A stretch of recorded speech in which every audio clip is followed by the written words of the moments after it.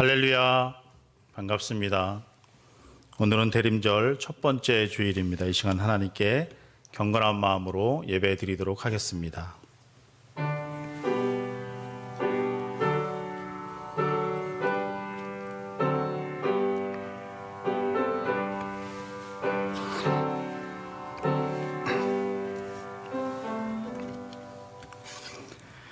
여호와께서 이같이 이르시되 은혜의 때가 내가 내게 응답하겠고 구원의 날에 내가 너를 도왔다. 내가 장차 너를 보호하여 너를 백성의 언약으로 삼으며 나라를 일으켜 그들에게 그 황무하였던 땅을 기업으로 상속하게 하리라. 사랑하는 성도 여러분, 우리는 지금 거룩한 곳, 하나님의 영적인 임재가 머무는 장소에 들어와 있습니다. 마음과 영혼의 문을 열고 귀 기울여 하나님의 음성을 들으시길 바랍니다. 1분 정도 깊은 묵상의 기도를 올려드리도록 하겠습니다.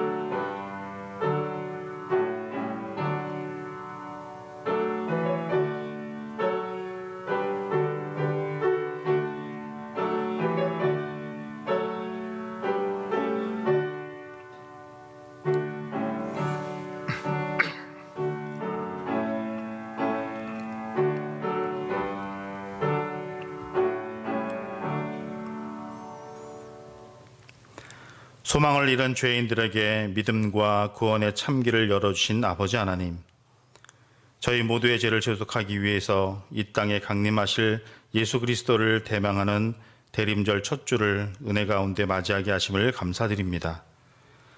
신령과 진정으로 예배드리는 성도들의 마음을 받으시고 주의 영광을 드러내는 우리 교회가 되게 인도하여 주옵소서.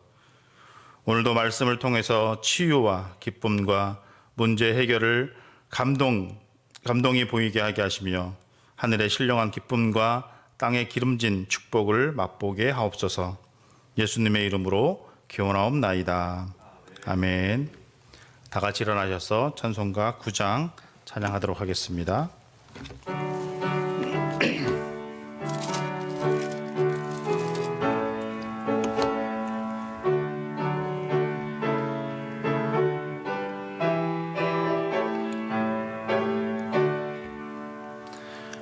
하늘에 가득 찬 영광의 하나님, 온 땅에 충만한 존귀하신 하나님, 생명과 빛으로 지혜와 권능으로 언제나 우리를 지키시는 하나님,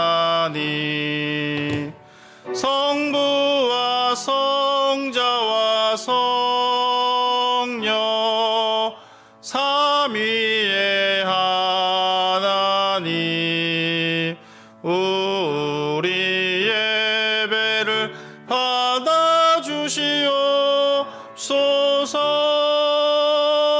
사랑이 넘치는 자비하신 하나님, 은혜가 풍성한 구원의 하나님, 참회의 심령에 평안을 주시옵고 죄악과 허물을 용서하여 주소서. 찬송과 영광과 생명 구원의 하나님, 하나님, 우리 예배를 받아주시옵소서.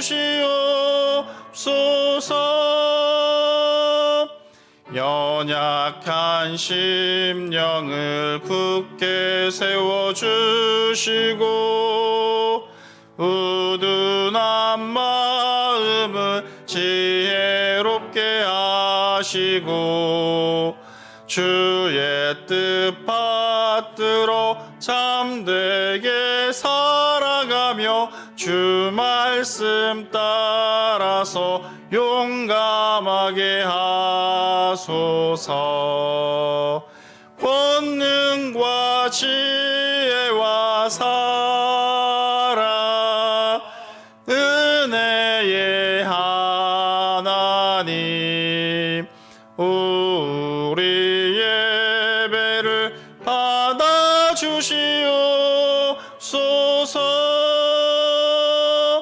주 앞에 나올 때 우리 마음 기쁘고 그 말씀 힘되어 새 희망이 솟는다. 고난도 슬픔도 이기게 하시옵고 영원에 잇대어 살아가게 하소서. 우리의 자랑과 기쁨 생명의 하나님, 우리 예배를 받아주시옵소서.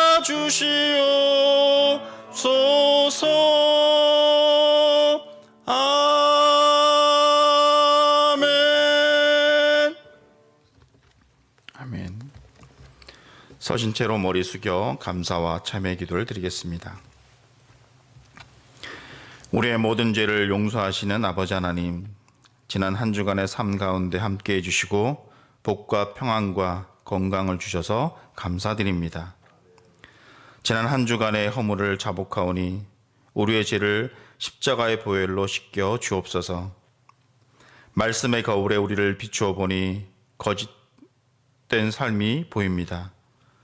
성령의 거울에 우리를 비추어 보니 헛된 것에 욕심을 두고 살았던 모습이 보입니다. 사랑의 거울에 우리를 비추어 보니 미움과 시기의 삶을 살았던 모습이 보입니다. 은혜의 거울에 우리를 비추어 보니 이기적인 삶을 살았던 모습이 보입니다. 믿음의 거울에 우리를 비추어 보니 형식적인 신앙으로 살았던 모습이 보입니다.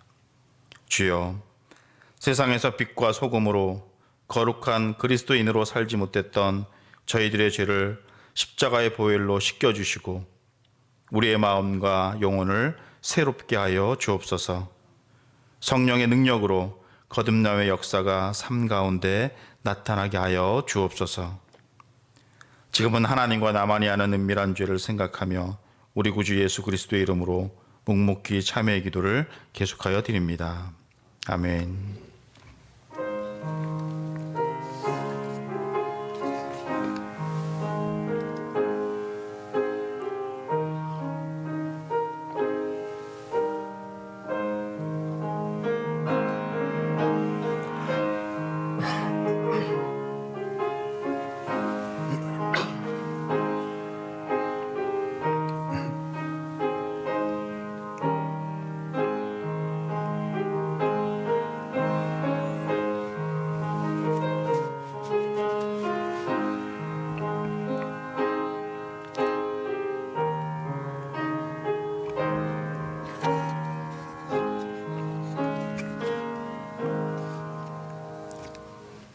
이제 그리스도 예수 안에 있는 자에게는 결코 정죄함이 없나니 이는 그리스도 예수 안에 있는 생명의 성령의 법이 죄와 사망의 법에서 너를 해방하였습니다.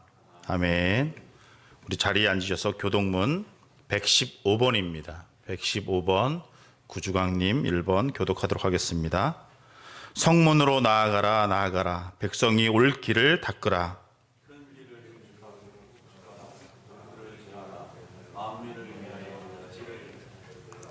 여호와께서 땅끝까지 선포하시되 너희는 딸 시온에게 이르라 보라 내 구원이 이르렀느니라.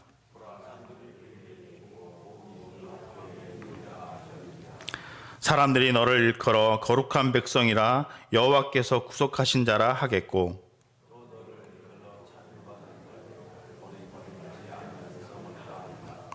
선지자 이사야의 책에 쓴 바 광야에서 외치는 자의 소리가 있어 이르되 모든 골짜기가 메워지고 모든 산과 작은 산이 낮아지고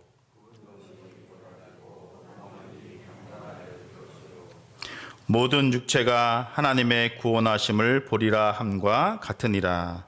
아멘. 다 같이 사도신경으로 우리의 신앙을 고백하도록 하겠습니다. 나는 전능하신 아버지 하나님, 천지의 창조주를 믿습니다. 나는 그의 유일하신 아들, 우리 주 예수 그리스도를 믿습니다. 그는 성령으로 잉태되어 동정녀 마리아에게서 나시고 본디오 빌라도에게 고난을 받아 십자가에 못 박혀 죽으시고 장사된 지 사흘 만에 죽은 자 가운데서 다시 살아나셨으며 하늘에 오르시어 전능하신 아버지 하나님 우편에 앉아 계시다가 거기로부터 살아있는 자와 죽은 자를 심판하러 오십니다. 나는 성령을 믿으며 거룩한 공교회와 성도의 교제와 죄를 용서받는 것과 몸의 부활과 영생을 믿습니다. 아멘. 찬송가 191장 찬양하도록 하겠습니다.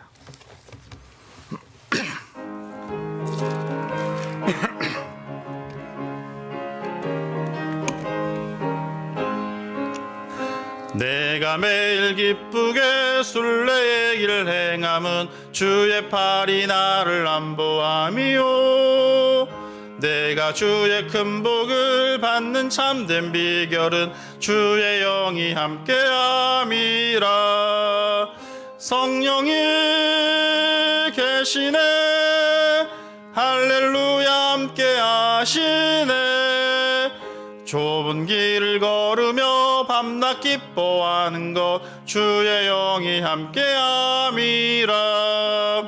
전에 죄에 빠져서 평안함이 없을 때 예수 십자가에 공로 힘입어 그 발 아래 엎드려 참된 평화 얻음은 주의 영이 함께함이라. 성령이 계시네 할렐루야 함께하시네. 좁은 길을 걸으며 밤낮 기뻐하는 것 주의 영이 함께함이라. 나와 동행하시고 모든 염려하시니 나는 숲의 새와 같이 기쁘다. 내가 기쁜 마음으로 주의 뜻을 행함은 주의 영이 함께함이라. 성령이 계시네 할렐루야 함께하시네. 좁은 길을 걸으며 밤낮 기뻐하는 것 주의 영이 함께함이라. 세상 모든 욕망과 나의 모든 정욕은 십자가에 이미 못을 박았네. 어두운 밤이 지나고 무거운 짐 벗으니 주의 영이 함께함이라. 성령이 계시네 할렐루야 함께하시네. 좁은 길을 걸으며 밤낮 기뻐하는 것 주의 영이 함께함이라.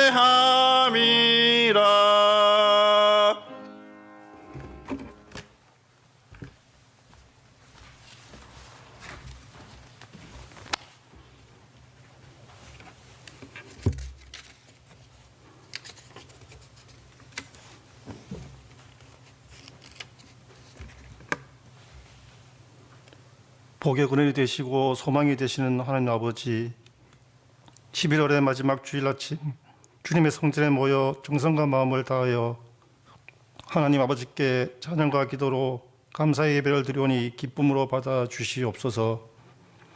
2021년도 여러 가지 어려움 중에서도 교회 가정을 지켜주시고 지금까지 오게 하심을 감사드립니다. 용서와 위로의 주님, 항상 기뻐라고 하셨는데 내 기쁨만을 앞세우며 교만하게 살았습니다. 범사에 감사하라고 하셨는데 불평불만 속에 살았습니다. 이 모든 죄를 고백하오니 불쌍히 여기시고 용서하여 주시옵소서. 주의 몸된 교회를 위해 기도합니다. 우일교회가 주님의 몸된 교회로 질과 양으로 성장하게 하시고 주님이 주신 사명을 잘 감당할 수 있도록 은혜를 더하여 주시옵소서. 이 시간 단위에 세우신 목사님, 영육간 경건함과 능력으로 덧입혀 주셔서 하나님의 말씀을 대언하실 때에 선포되는 말씀을 귀를 열어 듣게 하셔서 주시는 말씀에 새로운 힘을 얻게 하여 주시옵소서. 예배와 모든 사역을 위해 수고한 손길들을 기억하사 은혜를 다하여 주시옵소서. 추워지는 계절의 시작입니다. 주님 주시는 힘으로 이 계절도 건강하게 보낼 수 있도록 지켜 주시옵소서. 다가오는 2021년 마지막 한 달도 복되게 마무리할 수 있도록 인도해 주실 줄 믿으며 기쁨과 소망과 생명이 되시는 우리를 구원하신 예수 그리스도의 이름으로 기도드리며 다 같이 주님 가르쳐 주신 기도 드리겠습니다. 하늘에 계신 우리 아버지, 아버지의 이름을 거룩하게 하시며 아버지의 나라가 오게 하시며 하늘의 뜻이 하늘에서와 같이 땅에서도 이루어지게 하소서. 우리에게 영향 주시고 우리가 우리에게 잘못한 사람을 용서해 주신 같이 우리의 죄를 용서해 주시고 우리를 시험에 빠지지 않게 하시고 악에서 구하소서. 나라와 권능과 영광이 영원히 아버지의 것입니다. 아멘.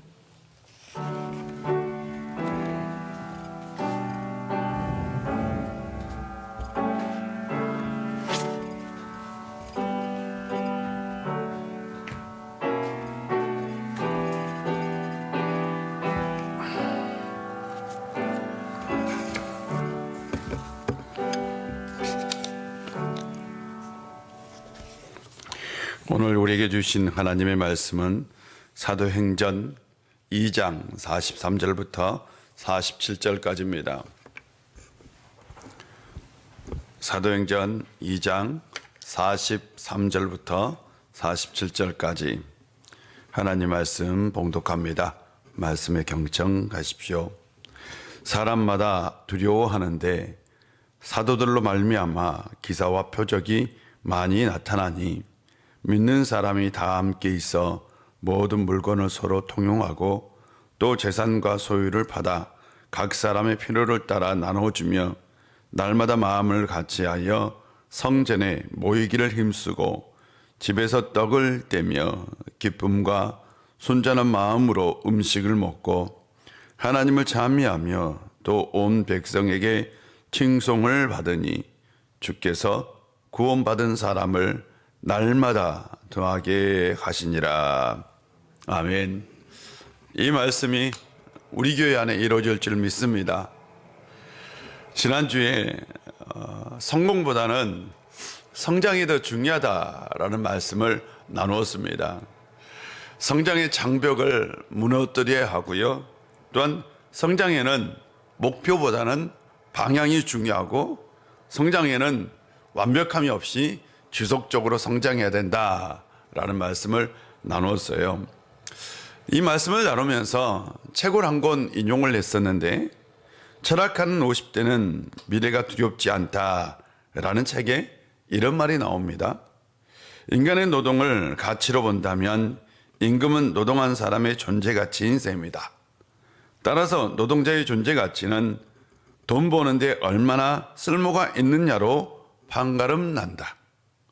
그러면서 우리는 아무 의심 없이 나는 얼마짜리의 사람으로 자신을 규정하고 있다. 그동안 회사에서 받아온 돈이 바로 내가 되어버린 것이다. 이를 물화되었다고 한다.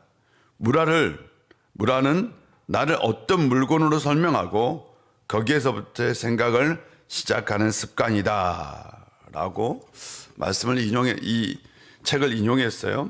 우리가 물질적인 가치관을 버리지 않으면 성장할 수 없다라는 의미입니다.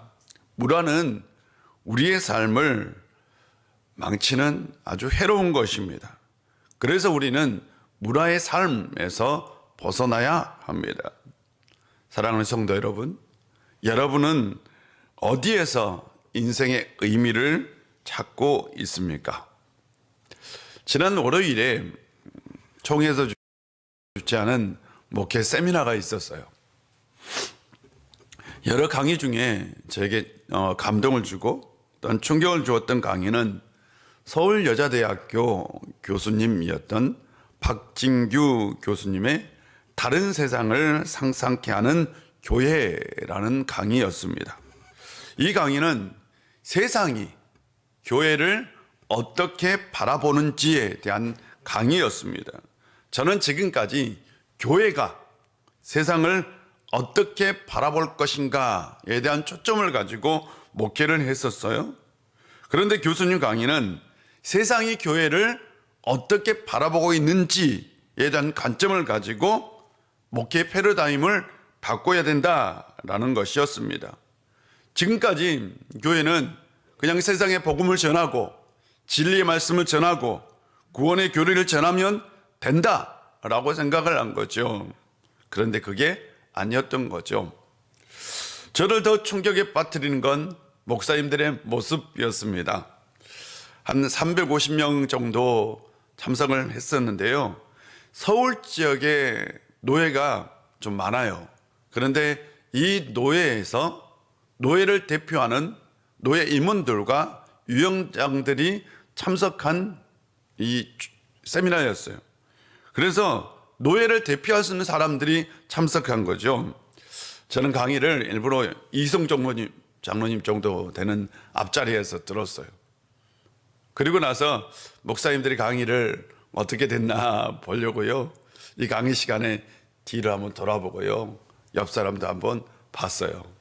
그런데 목사님들이 첫 번째는 강의에 흥미가 없더라고요. 두 번째는 조는 모습들이 참 많았어요. 뭐 월요일 날 피곤해서 그런지 조시기도 하고. 그러면서 저는 혹시 목사님들이 이런 마음을 갖나라는 생각을 했어요. 교회가 아무런 문제가 없는데, 교회는 잘하고 있는데 이런 마음을 가지고 있을지도 모르겠다라는 생각을 한 거죠. 그래서 목사님들께서 이런 좋은 강의에 참 흥미가 없구나라는 것이었어요. 박진규 교수님은 언론과 종교라는 새로운 학문을 전공하시고요. 그리고 나서 그분에 의하면 세상 사람들이 교회를 통해서 바라는 것이 있는데 그 바라는 것은 다른 세상이라는 거죠. 말 그대로 이 세상과 다른 세상을 말합니다. 세상 사람들은 교회를 통해서 다른 세상을 보고 다른 세상을 상상하고 다른 가치관을 경험하고 싶다는 것이었습니다. 교회가 세상과 같다면 교회는 죽은 것이고 복음도 죽은 것이죠. 한국 교회는 세상 사람들에게 다른 세상을 보여주었는가? 교수님 대답에 의하면 아니다 라는 거였어요. 세상에 물질주의가 범람하는데 교회도 물질주의에 물들어 있는 거죠. 세상에서는 1등이 인정을 받는데 교회에서도 1등이 최고라고 얘기합니다. 세상에서는 강자가 이기는데 교회에서도 강한 사람이 이깁니다. 세상에서는 이기주의가 이타주의를 이기는데 교회에서도 이기주의가 이타주의를 이깁니다. 세상에서는 돈이 최고의 가치인데 교회에서도 돈이 힘을 발휘합니다. 교회와 세상이 다를 게 없어요. 교회가 세상에 다른 세상을 보여주지 못하고 있는 겁니다. 저는 이 다른 세상을 보다 더 나은 세상이라고 표현하고 싶어요. 교회는 이 세상 속에 보다 더 나은 세상을 보여주어야 합니다. 분명 기독교는 다른 세상, 보다 더 나은 세상을 보여줄 수 있습니다. 예전에 교회들이 다 슬로건을 걸었어요. 초대교회로 돌아가자. 저는 교회가 다시 초대교회로 돌아갈 수 없다라고 생각합니다. 절대로 초대교회로 돌아갈 수 없어요. 초대교회와 지금의 현재 교회는 2000년의 간격이 있어요. 시대적 환경과 문화적 환경, 지적인 환경이 달라졌어요. 그래서 우리는 절대로 초대교회의 모습으로, 초대교회로 돌아갈 수는 없습니다. 그렇다면 초대교회가 세상에 무엇을 보여주었는지가 중요한 거죠. 사람들로 하여금 어떤 세상을 꿈꾸게 했고요. 또한 어떤 세상을 상상하게 했어요. 초대교회는 사람들에게 보다 더 나은 세상을 보여주었어요. 그것으로 세상을 감동시키고 세상 사람들의 눈을 뜨게 하고 그들을 변화시키고 사람들로 하여금 교회에 몰려들게 했습니다. 현대교회가 회복해야 할 모습은 초대교회가 세상에 보여주는 어떤 세계, 어떤 세상, 그것을 바로 보여주어야 하는 거죠. 그것이 다른 세상, 보다 더 나은 세상인 거죠. 코로나 위기 속에서도 교회가 만약 이런 모습을 보여줄 수만 있다면, 그렇잖아요. 세상과 다른 보다 더 나은 세상을 보여줄 수만 있다면 교회는 이 위기를 극복할 겁니다. 2022년을 생각하면서 어떤 교회를 만들어야 할지 같이 기도했으면 좋겠어요. 초대교회가 보여준 더 나은 세계, 더 나은 세상은 어떤 모습이었을까요? 첫 번째로는 초대교회는 사람이 가장 중요하다는 그것을 보여주었어요. 44절을 보면 믿음의 사람이 다 함께 있어 모든 물건을 서로 통용하고 라고 얘기합니다. 초대교회 안에서 모든 사람들이 사람의 구별이 없이 부자나 가난한 사람이나 외국인이나 나그네나 고와 과부나 아무런 대학이 없이요, 아무런 구별이 없이 서로의 물건을 어떻게 했다고요? 통용했다라는 거죠. 서로의 물건을 서로 그냥 나누며 살았다라는 거죠. 사람에 대한 차별이 없었던, 그 시대에는 사람에 대한 차별이 있었어요. 그런데 교회 안에서는 사람에 대한 차별이 없었다라는 거죠. 외국인이나 나그네의 차별이 없었어요. 고와 과부에 대한 차별도 없었어요. 주인과 종에 대한 차별도 없었습니다. 초대교회는 세상과 다르게 작동했던 것이죠. 1세기 교회 예배 이야기라는 책이 있어요. 이 책에서 누시아라는 여인이 나와요. 이 여인은 노예입니다. 그런데 이 여인도 교회를 다니고 이 여인의 주인도 교회를 다녀요. 그래서 이 주인이 감동을 받고 누시아에게 내가 너를 노예에서 해방시켜주고 싶다라고 얘기를 해요. 그래서 누시아가 거절을 합니다. 저는 주인님을 섬기는 게 하나님의 뜻 같아요 라고 거절을 해요. 그러자 이 주인이 누시아에게 네가 노예에서 해방되어도 이런 환경이 전혀 바뀌지 않을 것이다. 내가 분명히 그것을 보장한다. 여전히 집이나 음식을 내가 제공할 것이다 라고 얘기합니다. 당시에 노예 해방은 흔한 일이었어요. 좋은 제도였습니다. 그런데 주인들이 꼼수를 부린 거예요. 노예가 노예에서 해방되면 사회적으로는 굉장히 유익이지만 물질적으로 손해를 보는 경우가 많았습니다. 당시에는 주인이 노예를 고용하면 반드시 의무가 있어요. 집과 음식을 반드시 제공해야 했어요. 그런데 노예를 해방시키면 동일한 일을 시켜도 집이나 음식을 제공할 필요가 없는 거예요. 그래서 의외로 로마 시대에 노예를 해방시키는 일이 많았어요. 왜? 주인들에게 그것이 경제적인 이득이 되었기 때문입니다. 주인들이 노예 해방이라는 제도를 악용한 거죠. 그래서 어떤 노예는 노예에서 해방되고 나서 가축 우리와 같은 곳에서 살 수밖에 없었어요. 그래서 노예들은 오히려 해방되는 것보다는 주인에게 소속되어서 노예로 사는 것이 훨씬 더 편하고 안락했던 거예요. 그런데 바로 이 루시아 주인은 루시아에게 내가 너를 노예에서 해방시켜 주고 그리고 나서 일할 환경이나 그리고 내가 너에게 집이나 음식을 그대로 다 제공해 주겠다. 내가 누리는 혜택을 그대로 변함없이 다 제공하겠다라고 얘기한 거죠. 세상의 법과 제도는 항상 선하게 출발합니다. 여러분, 늘 선하게 출발해요. 그러나 그것을 이용하는 인간이 늘 악하게 사용하고 있는 거죠. 비정규직이라는 제도는 약자를 보호하기 위해서 선하게 출발했어요. 기업의 입장에서는 사업 환경에 따라 고용 인원을 조절할 수 있는 매우 좋은 장점을 가지고 있습니다. 그런데 이것이 악용되어서 정규직과 비정규직을 차별하는 것이 되었고 기업의 입장에서는 낮은 비용으로 최고의 효과를 보게 된 거죠. 이런 경우에요. 기업주가 그리스도인이라면, 정규직 직원이 그리스도인이라면 어떻게 해야 할까요? 초대교회에서 그리스도인들은 자신에게 손해가 있다 할지라도 보다 더 나은 세상, 이 세상과 다른 세상을 보여주었던 거죠. 참 어려운 겁니다. 정말 쉽지 않는 겁니다. 그런데 초대교회에서 가장 중요한 덕목이 있었다면 그건 사람을 살리는 거죠. 사람을 가장 중요한 가치, 우선순위로 둔 거죠.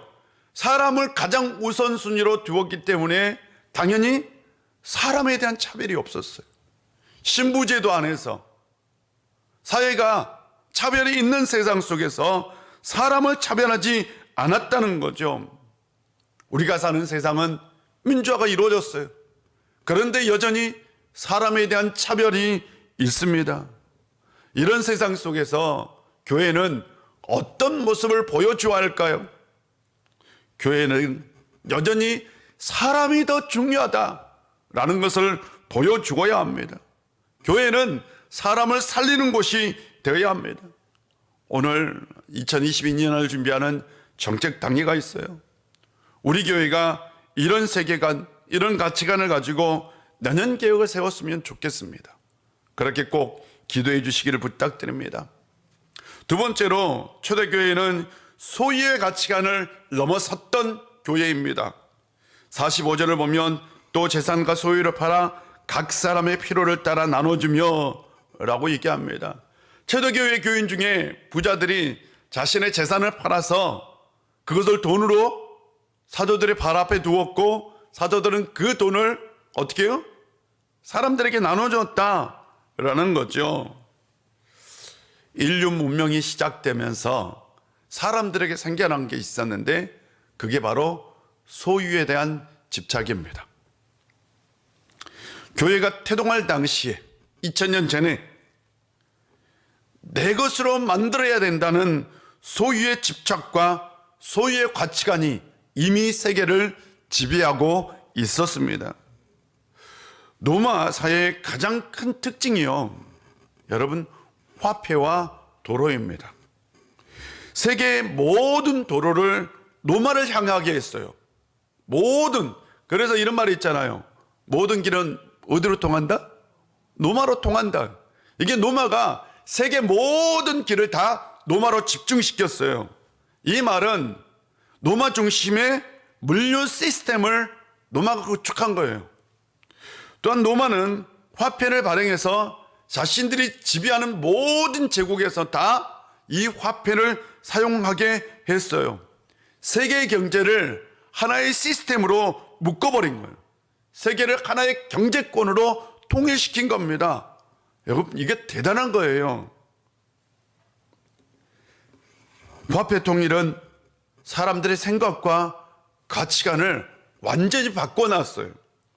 물물 교환 시대에서 화폐 경제의 시대로 전환되면서 사람들의 생각 속에 와, 돈이 중요하다는 걸 알게 되었어요.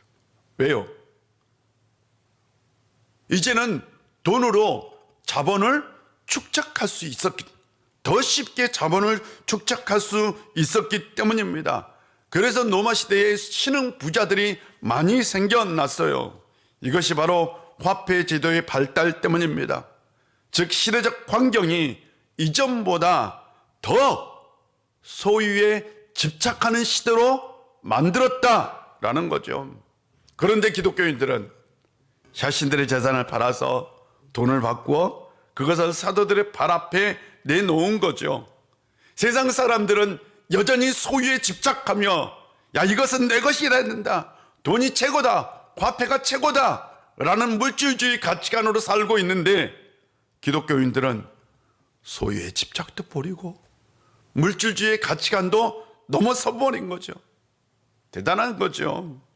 그들 안에 있는 신앙의 가치관이 물질주의 가치관을 이긴 겁니다. 여러분은 신앙의 가치관과 물질주의 가치관 둘 중에 누가 승리하도록 지금도 모기를 주고 있습니까? 최근 미국의 아주 중요한 큰 여론조사 기관에서 충격적인 발표를 했어요. 우리나라를 비롯해서 17개의 선진 국가를 대상으로 삶을 의미 있게 만드는 가치가 무엇인가? 라는 질문을 했어요. 14개 국가에서 가족이 가장 삶에 의미를 준다 라고 대답을 했어요.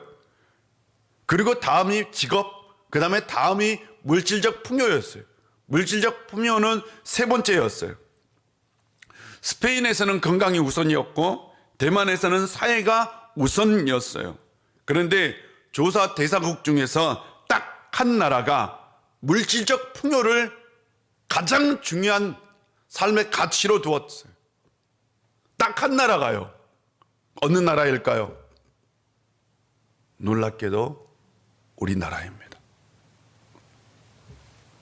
우리나라 조사에서는 물질적 풍요 1위, 건강 2위, 가족 3위였어요.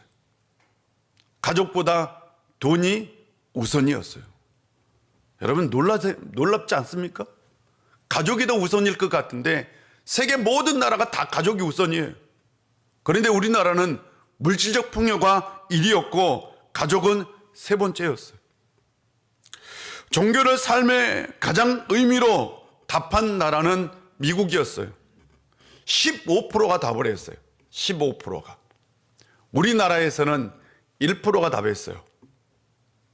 우리나라 기독교 인구 비율을 20%라고 얘기합니다.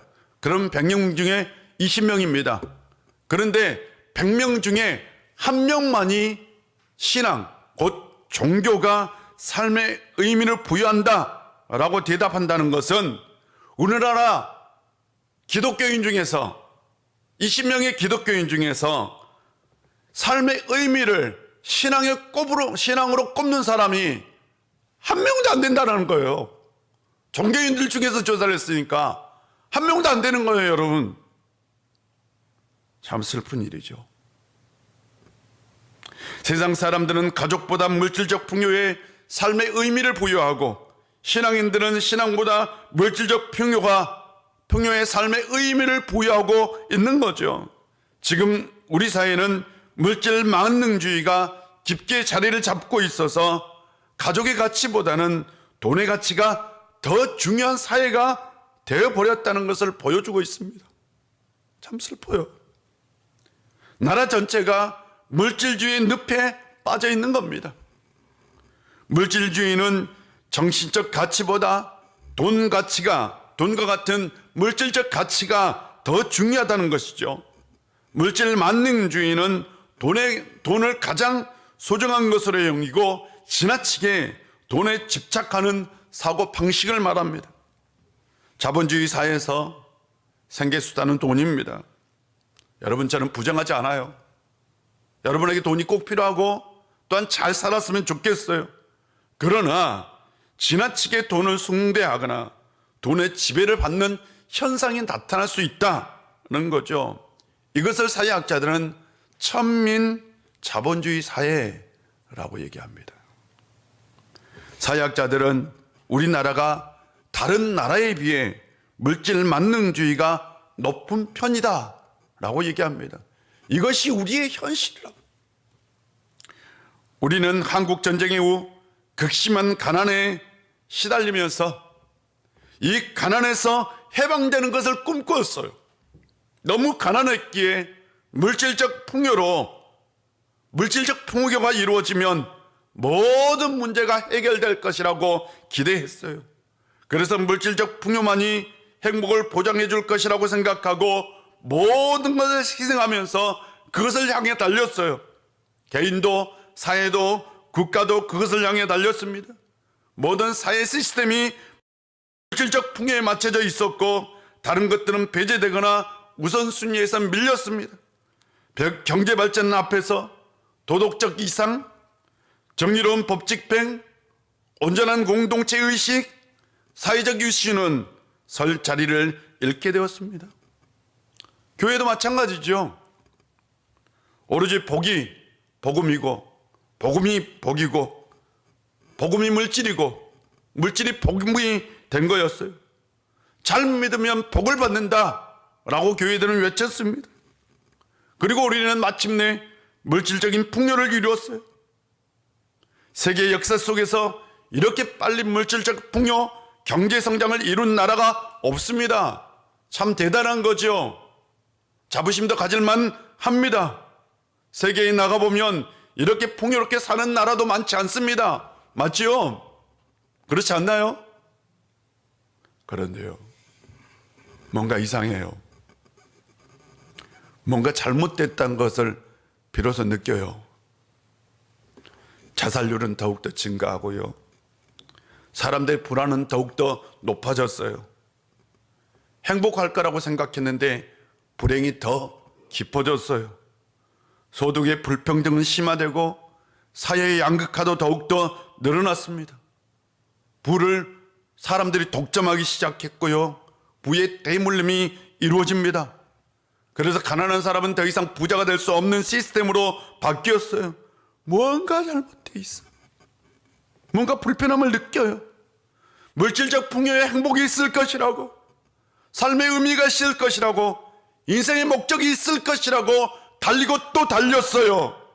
그런데 물질적 풍요에 인생의 답도 행복도 삶의 의미도 없습니다. 그런데 우리는 여전히 그곳에서 빠져나오지 못하고 있지요. 여전히 그곳에서 삶의 의미를 찾고 그곳에 행복이 있다고 생각하고 지금도 우리는 달리고 계속해서 경쟁하고 있잖아요.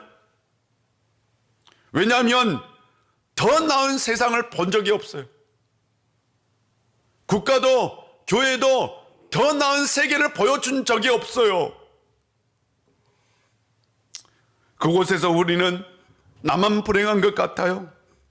나만 낙오자가 된 것 같습니다. 어떤 친구는 주식을 투자해서 몇십억을 벌었다 하고, 어떤 친구는 코인에 투자해서 강남에 빌딩을 샀다고 하고, 어떤 친구는 영혼까지 끌어서 서울에 집을 사서 내가 부자가 되었다 하고. 근데 나는 무엇을 하고 있을까? 나는 지금까지 무엇을 했나? 자괴감이 듭니다. 나는 열심히 직장을 다니는 것 같은데 상대적으로 가진 게 없습니다. 나는 성실하게 산 것 같은데 물질적으로 풍요롭지 못한 것 같습니다. 온 나라가 집단적으로 물질주의가 만든 상대적 박탈감 안에 빠져서 살아가고 있습니다. 그 안에서 젊은이부터 늙은이들까지 물질적 풍요가 만든 상대적 박탈감과 상실감 안에서 신음하고 절망하고 있는 거죠. 세상이 우리를 물질 만능주의 안에 가둬버렸습니다. 우리는 그 감옥에 갇혀서 삶의 방향을 완전히 잃어버렸습니다. 우리가 더 높은 경제성장을 이루고 더 많이 소유하고 더 높은 자리에 오르고 더 성공하고 더 많은 것을 가진다 해도 그 안에서 삶의 의미를 찾을 수 있을까요? 아니요. 세상에서는 어렵습니다. 왜냐하면 세상이 이미 물질주의화 되었기 때문입니다. 우리가 계속해서 세상의 가치관을 가지고 산다면 우리는 여전히 불안할 것이고, 여전히 불행할 것이고, 여전히 경쟁해야 할 것이고, 여전히 더 많이 돈을 벌어야 할 것이고, 여전히 삶의 의미를 찾지 못할 겁니다. 초대교회 성도들은 그 삶의 환경 속에서 다른 세상을 보았어요. 예수님을 통해서 다른 세상을 보았습니다. 그 세상은 돈의 지배도 경쟁도 불행도 불안도 없는 것이었습니다. 그 세상을 경험하고 나니 이 세상이 보이지 않는 거예요. 사랑하는 성도 여러분, 여러분은 주님이 보여주신 더 나은 세상에서 살고 있습니까? 주님이 만든 교회는 분명히 더 나은 세상을 이루는 공동체가 되어야 합니다. 더 나은 세상에서 삶의 의미를 찾고 더 나은 세상을 사람들에게 보여줍시다. 1세기 교회의 이야기에서 주인공은 친구 클레멘트의 권유로 아글라와 브루스길라의 집을 방문했어요. 그리고 나서 그 아글라와 브루스길라를 만나고 난 다음 충분하게 대화를 나가고 난 다음에 이렇게 얘기합니다. 나는 유대인 가정에서 식사 한 끼 해본 적이 없지만 그들과 꽤 잘 지냈다. 유대인들은 외국인들을 편히 대하지는 않는데 그것이 그들의 종교 원리와 관련된 문제라고 들었다. 남과 잘 어울리지 않는 그들은 심지어 구계자와 같다. 이 사람은 여러 면에서 인습에 얽매이지 않고 사고가 매우 자유로운 유대인이라고 들었다. 내가 친구에게 물었다. 그가 로마 제국의 여러 지역을 돌아다녀 그런가? 친구가 대답했다. 그런 이유도 있겠지만 단지 그래서만이 아니라래. 세계를 보는 그의 시각에 영향을 미치는 새로운 세계관을 받아들인 이유가 더 크지. 내가 만든 그리스도인들은 새로운 세계관을 받아들이고 새로운 가치관을 가지고 사는 사람들이다.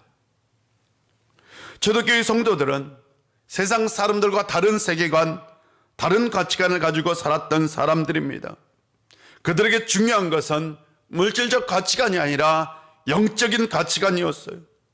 그들은 영적인 가치를 가장 소중하게 여기며 살았어요. 그들은 세상 속에서 새로운 가치관을 받아들이고 그리고 그것을 삶으로 보여주고 증명했던 사람들이 바로 초대교회 사람들입니다. 최근 우리나라 목회 데이터 연구소에서 우리나라 새신자 통계, 지금 코로나 시국에도 전도된 이 새신자 통계를 내놨어요. 교회를 찾는 사람들의 74%가 삶의 어려움과 고난을 겪는 사람들이었어요. 삶의 어려움과 고난은 복음을 전할 수 있는 하나님이 주신 기회입니다. 누가 주변에 이런 어려움을 겪고 있다면 이건 하나님이 주신 기회다라고 생각하시면 돼요. 그런데 이 삶의 어려움과 고난이 뭐냐라는 질문에 인생의 의미에 대한 혼란이 일이었어요. 내가 인생을 살아가는데 내 인생의 의미를 모르겠다라는 혼란이 1위. 2위가 경제적 어려움, 3위가 인간관계의 어려움이었어요. 사람들이 교회를 찾는 가장 큰 이유는 인생의 의미를 발견하고 싶어서예요. 내 인생의 의미를 찾고 싶어서요. 내 인생의 의미를 찾고 싶어서 교회를 온 거죠. 세상 사람들이 기독교 신앙을 통해서 더 나은 세계를 발견하고 그 안에서 인생의 의미를 발견하고 싶은 거예요. 즉 신앙에서 인생의 목적을 찾고 싶은 겁니다. 돈이 필요합니다. 돈은 삶에 매우 유익합니다. 돈은 평안하게 보람있게 여유롭게 사는데 큰 도움이 됩니다. 이 세상 살아갈 때 꼭 필요해요. 문제는 사람들이 이 돈이 없으면 불안하다는 거예요. 이 돈이 없으면 내가 돈을 모아두지 않으면 뭔가 불안해요. 하물며 우리나라에서는 부자도 상대적 박탈감을 가지고 살고 있어요. 그래서 돈의 노예로 돈의 목숨을 걸고 살아갑니다. 그런데 신앙은 돈이 전부가 아니야. 다른 세상이 있어. 물질주의를 넘은 다른 세상적 가치가 있어 라는 것을 보여주고 있는 거죠. 신앙은 분명히 우리에게 더 나은 세상이 있다는 것을 알려줍니다. 이 세상 속에서 이 더 나은 세상, 다른 세상을 붙들고 살아갈 수 있는 성도님들 되시기를 바랍니다. 그래야 행복합니다. 여러분, 그래야 기쁩니다. 그래야 인생의 의미를 찾을 수 있습니다. 이렇게 살아갈 수 있는 성도님들 되시기를 바랍니다. 기도하겠습니다. 이 시간 기도할 때요, 여러분 가슴에 다 손을 한번 얹어보세요. 손을 한번 얹어보세요. 제가 손 얹으세요. 제가 기도하겠습니다. 손 얹고 기도하겠습니다. 아버지 하나님, 이 시간 우리 가운데 함께 해주시고 은혜 주셔서 감사합니다. 이 시간 기도합니다. 우리의 삶 가운데, 우리의 마음 가운데, 우리의 생각 가운데 있는 물질적 가치관을 벗어버리고 이제 영적인 가치관을 가지고 살게 하여 주시옵소서. 주님, 이 시간 우리 가운데 오셔서 성령님, 이 시간 우리의 마음과 우리의 영혼과 우리의 생각을 지배하여 이 세상이 주는 그 두려움과 절망을 다 떨쳐버리고 주님이 주시는 평강 가운데 살게 하여 주옵소서. 성령이여, 이 시간 우리의 육신 가운데, 우리의 영혼 가운데 임하여 주옵소서. 예수님의 이름으로 기도합니다. 아멘. 우리 다 같이 일어나서 찬송합니다. 찬송가 484장입니다.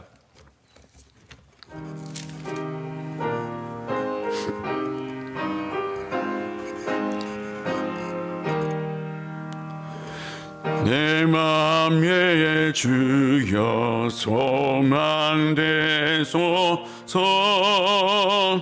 주 없이 모든 일 헛되어라. 밤에나 낮에나 주님 생각, 잘 때나 깰 때 함께 가소서. 지혜의 주여 말씀으로서 언제나 내 안에 계십소서. 주는 내 아버지, 나는 아들. 주 안에 내가 늘 함께 가네. 세상의 영광 나 안 보여도 언제나 주님은 나의 기여. 주님만 내 맘에 계시오니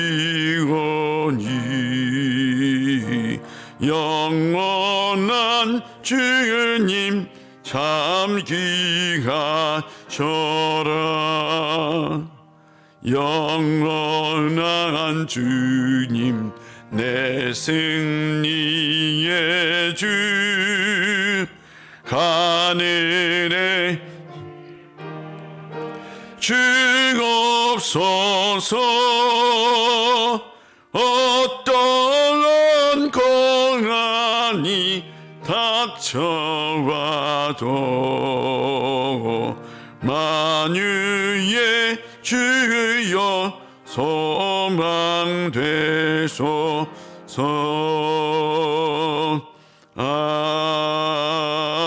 아멘.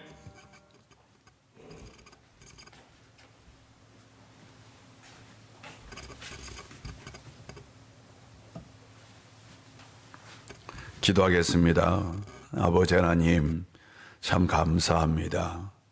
한 주간 우리의 삶 가운데 함께 해주시고 지켜주시고 평안 주시고 도와주시고 또한 이 세상에서 땀을 흘리며 수고할 수 있는 은혜도 주셔서 감사합니다. 그 중에 하나님의 것을 하나님의 것으로 구별하여 주님 앞에 드리오니 받아주시고 흠양하여 주옵소서. 드리는 손길마다 하늘의 신령한 복으로 땅의 기름진 복으로 함께하여 주옵소서. 이 시간 우리가 여러 가지 예물을 드렸습니다. 이 예물을 통해서 이 세상 속에 하나님의 나라가 이루어지고 다른 세계가 열리게 하여 주옵소서. 죽어가는 영혼들이, 세상에서 신음하는 영혼들이, 물질적 가치관에 사로잡혀 고통 가운데 절망하는 이들이 예수 그리스도의 복음을 통해서 새롭게 변화되고 인생이 달라지고 인생의 의미를 찾는 기적의 역사가 이 예물을 통해서 이루어지게 하여 주옵소서. 또한 우리가 한 주간 이 세상에 살아갈 때에 물질로 인하여, 돈으로 인하여 시험에 들지 않도록 하나님이 하늘의 신령한 복으로 땅의 기름진 복으로 채워 100배, 30배, 60배, 100배의 결실을 맺는 인생들 되게 하여 주옵소서. 이 은혜가 이 예배에 참석하지 못한 이들에게도 함께하여 주옵소서. 예수님의 이름으로 봉헌 기도 드립니다. 아멘.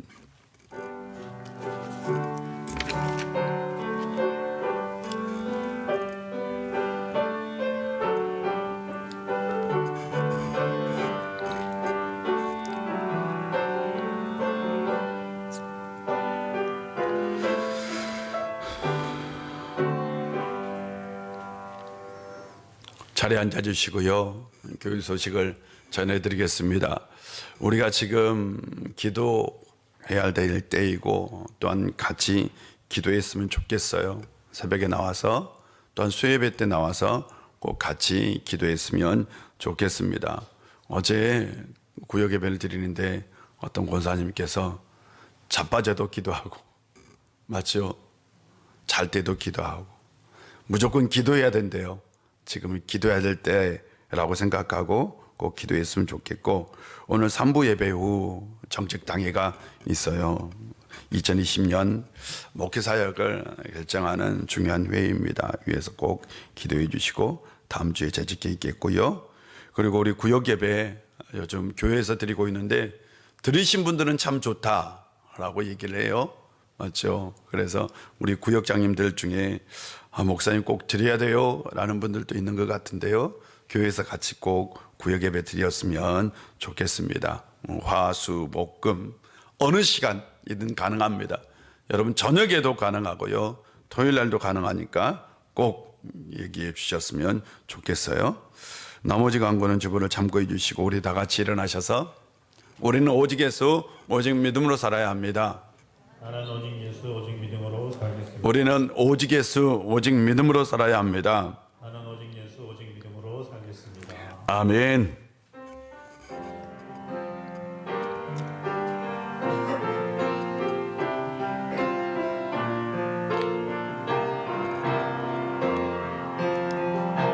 진정한 예배가 숨쉬는 교회, 주님이 주인 되시는 교회, 믿음의 기도가 쌓이는 교회, 최고의 찬양을 드리는 교회, 말씀이 살아 움직이는 교회, 성도의 사랑이 넘치는 교회, 섬김과 헌신이 기쁨이 되어 열매 맺는 아름다운 교회, 주님의 마음 닮아서 사랑하는 교회, 주님의 영광을 위해서 빛 대신 주님 전하는 교회, 사랑의 불꽃이 활짝 피어나 날마다 사랑의 빠지는 교회 주께서 사랑하는 의일 교회가 이런 교회 되게 하소서.